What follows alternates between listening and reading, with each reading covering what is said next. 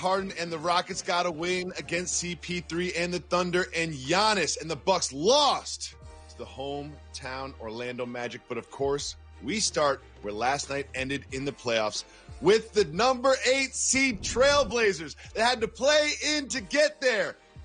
Shot down the Los Angeles Lakers with big shots and CJ and Melo at the end of the game. Jalen, I didn't see this coming. You see from the Lakers and the Blazers last night. Jacoby, I enjoyed this program with you so very much, but chance to go deeper in the box score. And trust me, I have fans of the Denver Nuggets and Portland Trailblazers hitting me up like, yo, y'all been calling them mama's boys for 7 years, holding them down each time they made the playoffs, regardless of the outcome with the Portland Trailblazers. Dame has come on this show and let us know, Jacoby, he was not going into the bubble unless he was going to do something special. Well, he arrived. And I just want to say this as I go into my Dr. Fauci basketball breakdown scientist mode. Okay. There are going to be so many people, and rightfully so. You need KCP to make shots. He was 0 for 9. You need Danny Green to make shots. You hope that Caruso can make shots. But let me tell you what it's going to take for the Lakers to actually advance and or win the championship for those out there picking them, half-picked them, or rooting for them. What's going to take? Their two all-NBA players need to dominate. That's how this works. This ain't no big 3. This is a dominant 2. Okay? This ain't what happened in Miami with 3 All-Stars. This ain't what happened in Cleveland with 3 All-Stars. Okay? Both of those guys got to be getting around 65 points. And LeBron's stat line was fantastic. The triple-double was awesome. His court vision was terrific. He's passing guys open. He was out there looking special, playing big guard. He purple and gold a couple of times. He reminded Magic. I can't front. I was enthusiastic. But you know when I wasn't happy? When he was being guarded 18 feet away from the play, Gary Trent Jr. guarding him, and he not trying to go dominate and bullet bucket. That they're going to need. They're going to need Anthony Davis going towards the basket, okay? And I know that the Lakers like to play 2 bigs. Dwight Howard plays some good minutes. JaVale McGee plays some okay minutes. Their best chance in this series is AD at the 5. I said on this show before the playoffs started, at least consider putting Kyle Kuzma in the starting lineup. If you're not going to start him, he has to play the lion's share of the minutes. I'll ask you, Jacoby, do you know who started at forward for the Blazers alongside Carmelo Anthony? Gardier? Gabriel. Okay. That's right. Okay, yeah. A rookie. 4 points. A rookie that hadn't played all year. So therefore, you can't allow Portland to steal those minutes with him or Hazonia. You got to have somebody going at them. And Kyle Kuzma is an aggressive scorer. I'm telling you, you got to get points against the Blazers. This is the only time they've won a game and they only scored 100. They held the Lakers to 93. Teams have been scoring 123 on them, dog. Jalen. The Lakers going to have to score, and their 2 best players got to be dominant. You're right. They could have been more dominant. You're absolutely right about that. But Jalen, this is not about LeBron and AD. This is about everybody else. It really is. Okay, let's say they get the 65 that you want from them. What were they short of that 65 that you wanted? Like 6 points? Where else are you going to get it? Look at the performance of the other players on the floor. Look at what they shot. 2 for 8 from 3 for Danny Green. Kyle Kuzma 1 for 5. AD and LeBron combined 1 for 10. And then KCP 0 for 5, 0 for 9 in the game. You just can't shoot that poorly. And these aren't bad shots. These are LeBron James probing the lane and kicking it to you in the shooting pocket when you're wide open from 3. These aren't Luka Doncic and James Harden step back dribble shots. Like, these are people that get paid to play basketball that are open from the corner and the wing, wide open 3s, and not knocking more than 1 down or 2 down. Like, it is not on LeBron James. Yes, could he have put his shoulder down and got to the bucket a couple more times? Sure. We want to do that 3 more times. How many more assists do you want him to get? Okay. 25, 15, and 15? Okay. I mean, Jalen. Okay. Let me go a different direction. I'll go Sanjay Gupta on this one. Okay. This is what I want, Jacoby. Jalen Fauci. I'll tell you what I want and what it's going to take unless the Lakers are going to get bounced in the first round. How about that? it's going to take LeBron James and Anthony Davis to – all right, I'll give you a football example. They're playing against a team that likes to air it out and run 5 wide receivers on first down in the red zone. The Lakers got to be a power running team in a lot of ways. They're not a great shooting team, Jacoby. Okay, no. And therefore they're going to need LeBron and AD going towards the basket and dominating their matchups against Gary Trent Jr., Carmelo Anthony, and Gabriel and Hazonia. They got to try to foul those guys out. The Blazers are not deep. The only way you can get at their depth is to continue to attack the basket with your 2 best players, in particular LeBron James, who has the matchup. And then you know what's going to happen then? KCP's shots will be a little more wide open. And I'm not a little more wide open. Listen, dog. I'm not defending any adults who get paid to knock down shots. KCP, I'll say their names: KCP, Danny Green, Caruso. They all need to make shots. LeBron and AD need to make shots. But I'm trying to tell you, in order to advance in this series, their 2 all-NBA performers must be dominant, not good. And it wasn't 6 short. They only had like 51. They was way short.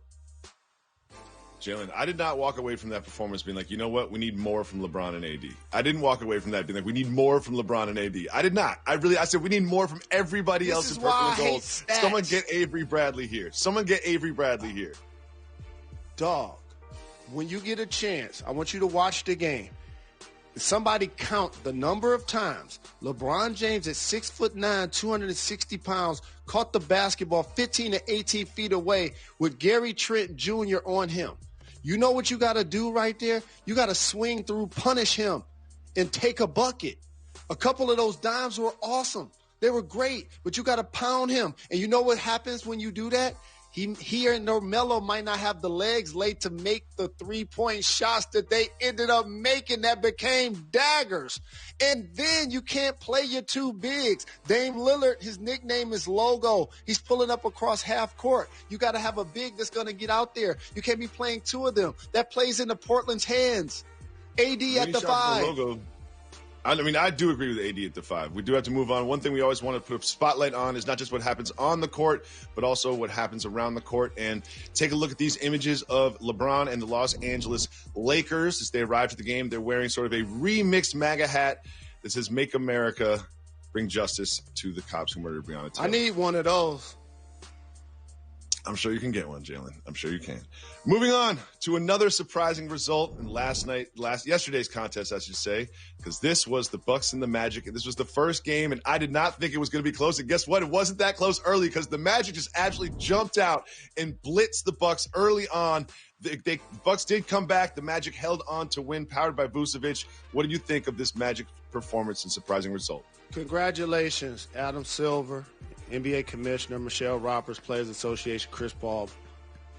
The NBA's done a fantastic job of putting on a terrific sporting event that's made for television. I like even watching the game and hearing the audio that makes the players feel almost like they would feel while they were in the arena. They've created the noise. It's more than just the virtual fans. And the reason why I bring this up is during this pandemic, we're sitting still. And when we lost basketball, we appreciate it now. So the Phoenix Suns, who didn't make the playoffs, now the world has paid attention to the fact that Devin Booker's a star, gonna be a superstar, okay? The same thing is happening with the Orlando Magic. Vucevic been balling. TJ Warren averaged 20 all season, but we got so caught up in ring counting and only paying attention to the playoffs that we stopped paying attention to the regular season. And that's why I hate load management. So now there are going to be people, Jacoby, to wake up today and was like, Vucevic 35? Yeah, he always be killing. He was an all-star this year. He got a great left-handed hook. He can shoot the 3. He rebound. And we talked about irrational confidence on this show. And this was the example we talked about. You saw Terrence Ross hanging on the rim. Mm-hmm. You saw him hanging on the rim. And the reverse. Exactly. And so all 1-8 matchups ain't created equal. The Portland Trailblazers can eliminate the Lakers. I don't believe that Magic can eliminate the Bucks.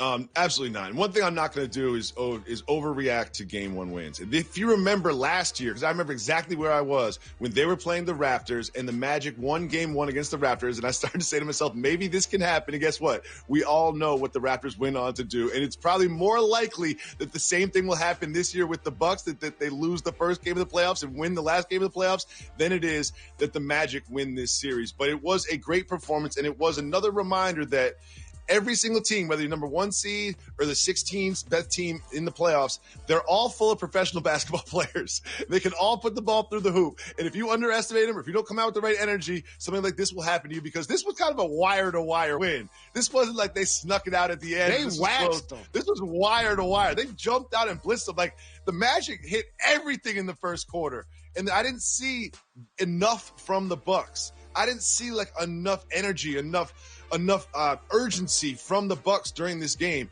Giannis played pretty well, but they played pretty well against Giannis too. I thought they had a really good defensive strategy they executed, which brought them the victory. Jalen, what do you think?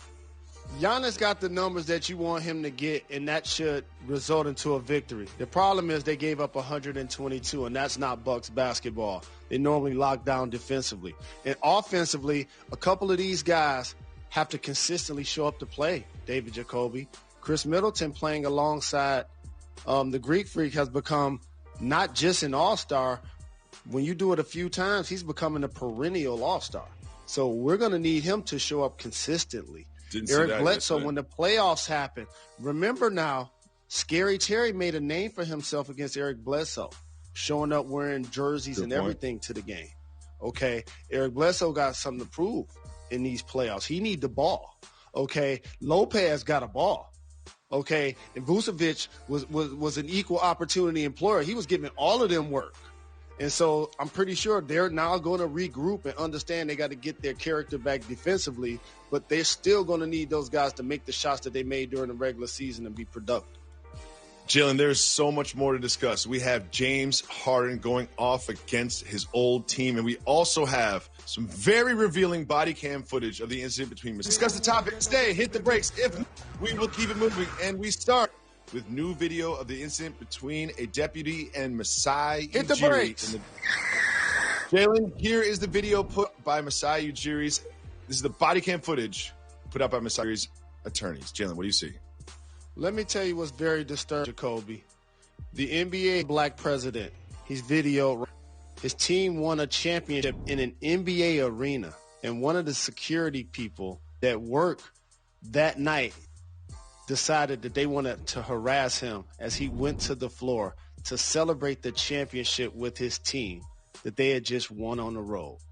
And it got me to appreciating the NBA right now, allowing the players to have different sayings on the back of their jerseys and Black Lives Matter on the floor. But like I keep telling you, I'm also keeping score about action that's going to take place in corporate America.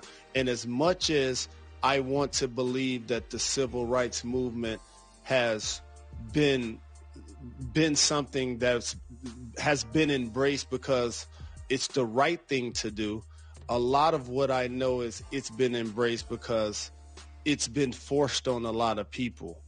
And with Masai Ujiri and this police cam, it reminds me so very vividly of this is the number one catalyst for change that black people have been able to use against violence versus the police. If you look at a lot of those murders, Jacoby, including George Floyd, Ahmaud Arbery, they lie on the police report. Breonna Taylor, they flat out lie on the police report. Jalen. And so now that people are seeing it on video, that's been a catalyst, the number one catalyst for change. What I find most disturbing about this incident is the word countersuit. This video came to the light of day because Masai Ujiri, after this incident, was actually sued. And the officer, the deputy, the sheriff's deputy that pushed him and then pushed him again before he was touched, walked away from that incident and said, you know what? I've been wronged. I've been injured. I need money from this person. And that forced Masai Ujiri to have a countersuit. It is disgusting that he pushed him in the first place. What's even more disgusting to me is he walked away from that incident and tried to turn it into a paycheck. Moving on. The Miami Heat won their opening round one, game one against the Pacers. Keep moving or hit the brakes. Victor Oladipo left that game with an eye injury. Hopefully he can come back. Keep it moving for now. We keep it moving. We keep it moving. It is game 2 of what was, in my opinion, the best game 1 that we had of the 8. Hit the brakes. Jazz against the Nuggets.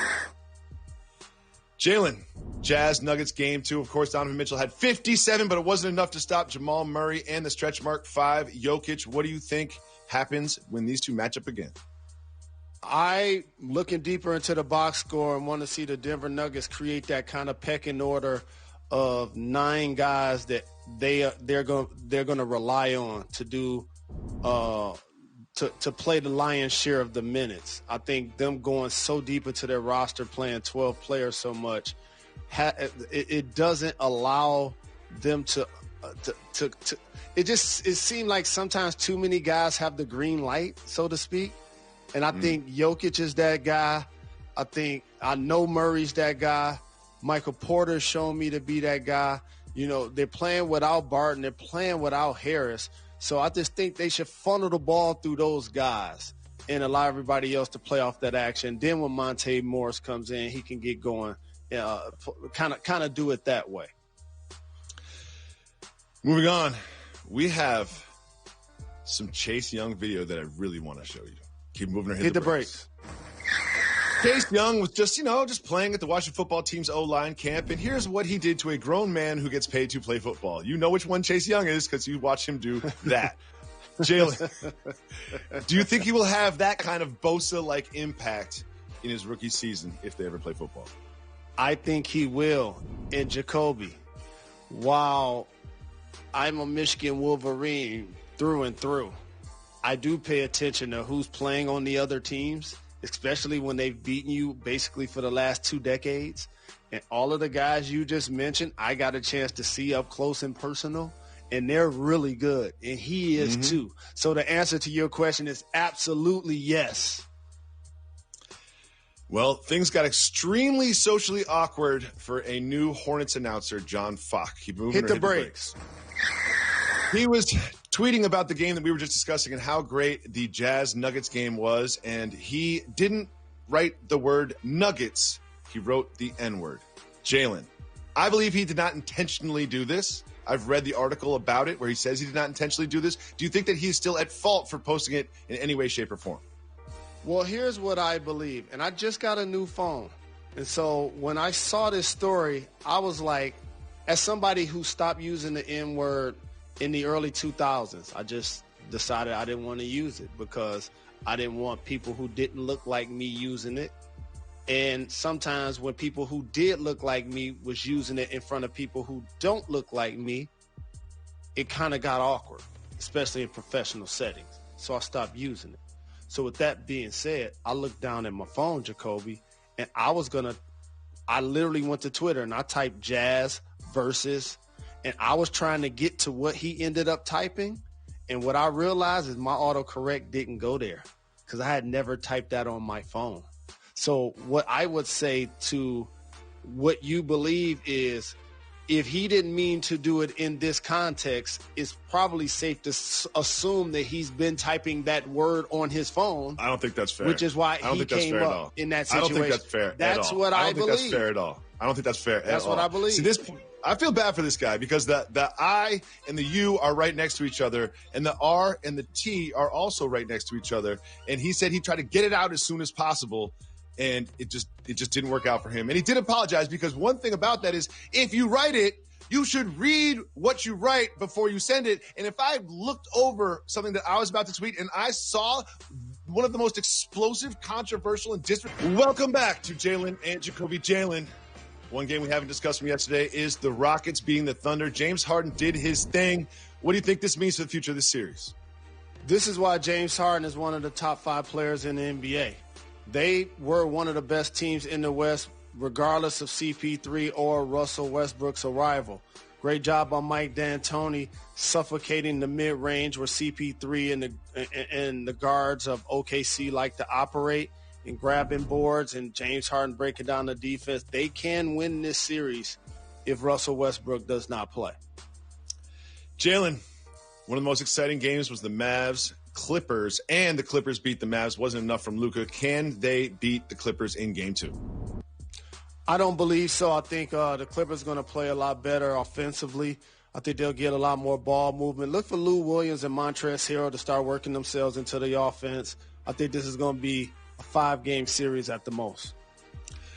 What do you think you're going to see from Joel Embiid in Game 2 against the Celtics? I think this series just got a lot longer without Gordon Hayward. So a dominant Embiid in the paint. That's what I anticipate. That's a really good point. Enjoy all the playoff basketball. We'll be back tomorrow at 2 p.m. to wrap it all up. Thank Jalen you. Le Batard is next. Thank you. You are far too kind.